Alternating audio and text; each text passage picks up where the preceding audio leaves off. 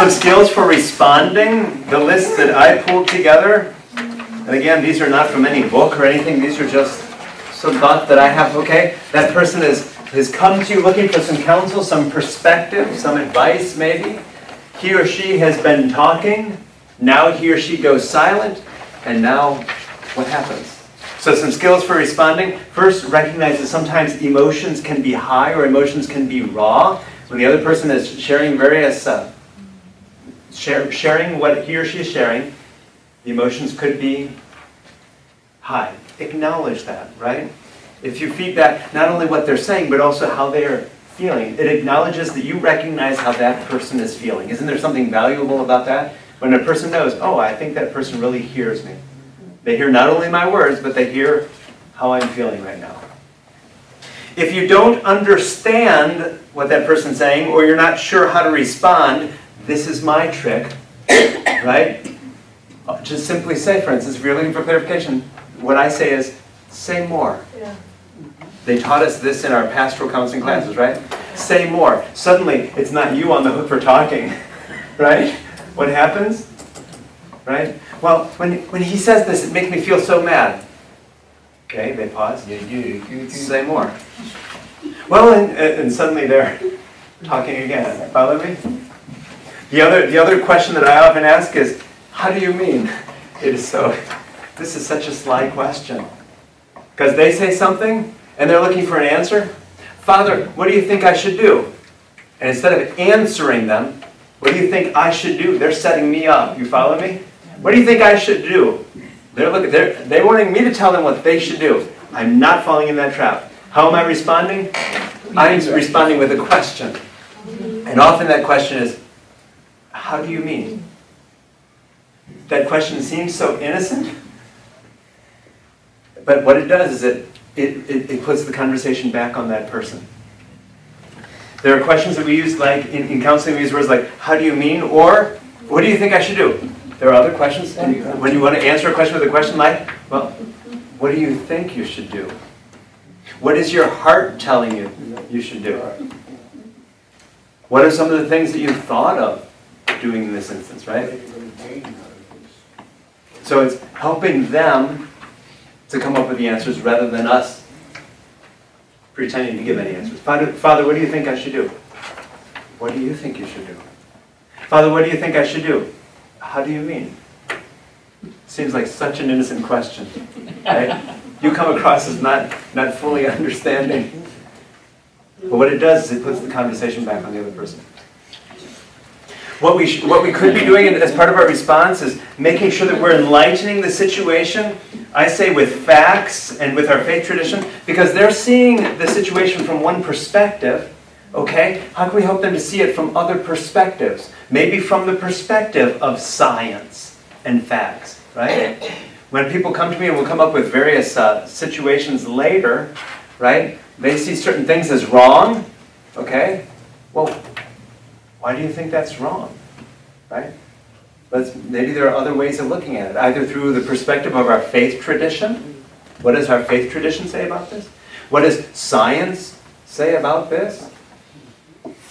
So helping them to see it from another perspective, helping them to make faith sense of it. That's an expression I often use. A book that we had back in the seminary is called Making Faith Sense. Okay, how do we take a look at all of those things that we experienced during the course of the day and make sense of them through our faith? How do we make faith sense of the world around us?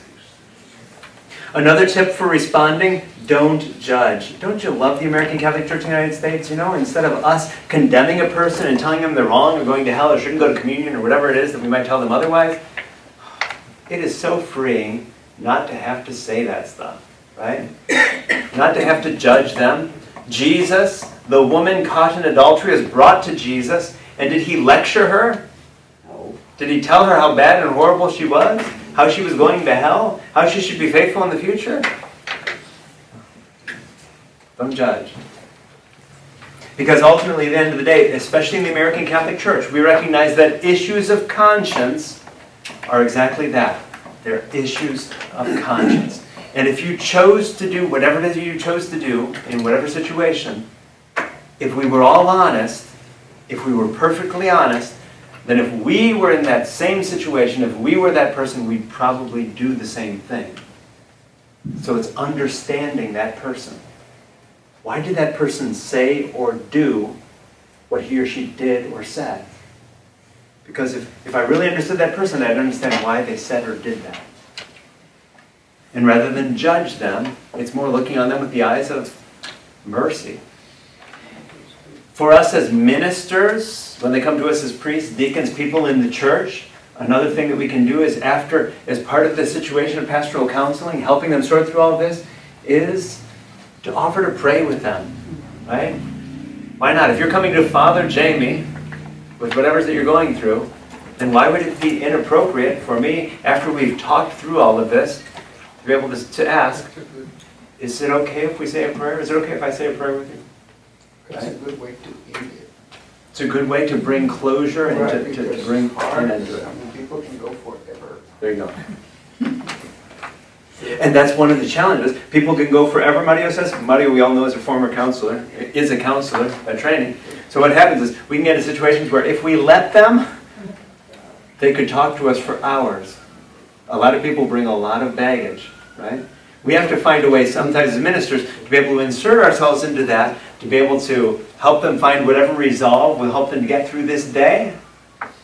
Then maybe praying is a good way to bring closure to all of that before letting them know that, you're in my thoughts and in my prayers, and if I can be of assistance, I trust you, let me know. Sometimes it's often just helping them get through that present moment. We're not going to solve all their problems for the rest of their life. In school, you ask them, let's write a plan here. They start writing. So in school, when you're working with students, you'll often have them write out a list. Okay, what is your plan? What is your plan for getting through this situation, whatever the situation is, this difficulty, this challenge? Okay, it's one way to bring some resolve. Okay, when you go out, then this is what you're going to do. This person created this plan for him or herself. Isn't that Mario saying, you should do this? Write down these 3 things that you should do. Or did you tell them that? No, we don't tell them. Write down these 3 things that you should do when you go home tonight. No? Okay. I'm going to help you think through what are certain things that you might do. Pros and cons. I want to do this, but maybe I'll hurt myself this way. And so they do the positive and the negative. So once they start writing, they feel like something's been accomplished. Or a prayer. In school, we don't, unless they want to pray, I'll let them pray. They want to pray, they pray. They want to pray. We recognize that every person is responsible for his or her decisions, but as part of our response too, we have to recognize our own legal responsibility and also our own responsibility for people who suggest that they're going to harm themselves in any way. If someone says to you that they're thinking of harming themselves in some way, okay, the question that I have is, how do I help this person in this situation, right? Do I just pray with them and send them on their way? That's probably not an adequate response, right? It's finding a way to be able to help that person in that situation. If it's a young person, a minor, someone younger than 18 who comes to me and has revealed that he or she has in some way been abused, then I have a responsibility to report, a legal responsibility as an adult in Texas to report, I believe within 48 hours if I'm not mistaken. So we have to be aware of that sometimes our response, when people tell us things, that can necessitate certain actions on our behalf.